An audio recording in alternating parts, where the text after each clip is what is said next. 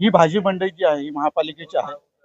त्यानुसार आम्ही इथे प्रत्यक्ष पाहणी केली. इस्टेट डिपार्टमेंट आणि सहाय्यक आयुक्त फ आणि सहाय्यक आयुक्त ग आम्ही मिळून इथे पाहणी केली. आमच्या असं निदर्शनास आलं की बाहेर जे काही फेरीवाले बसतात त्यांना इथले लोक प्रोटेक्ट करत आहेत. त्यानुसार आम्ही जेव्हा चौकशी केली तेव्हा असं लक्षात आलं की ही भाजी मंडईसाठी आम्ही जागा दिली होती. तर भाजी मंडईच्या ओट्यावर ह्या लोकांनी सर्वांनी शटर लावलेले आहेत. ही बाब वरिष्ठांच्या निदर्शनास आल्यानंतर त्यानुसार आम्हाला निर्देश मिळाले. आम्ही गाळे आज जवळजवळ 114 गाळे आम्ही सील करत आहोत. नेमकं यांच्यावर गाळे सील केल्यानंतर ह्यांचे प्रत्येकाचे अग्रीमेंट आम्ही बघू.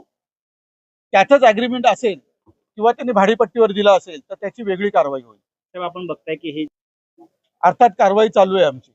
ते गाळे पण आम्ही रिकामे केलेले आहेत. पार्किंगची जागा नाही, तिथे फुलवाले होते त्यांच्यावर कारवाई झालेली आहे. प व ग प्रभागामार्फत संयुक्तपणे आम्ही गेल्या 1.5 महिन्यापासून डोंबिवली स्टेशन परिसरात ही मोहीम प्रभावीपणे राबवित आहोत.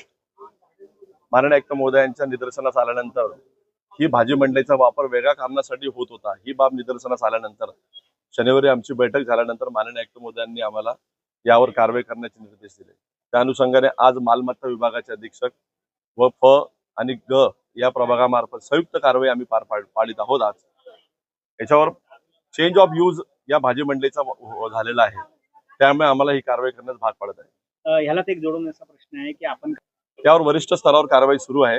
याबद्दलचा निर्णय आमचे वरिष्ठ घेतील.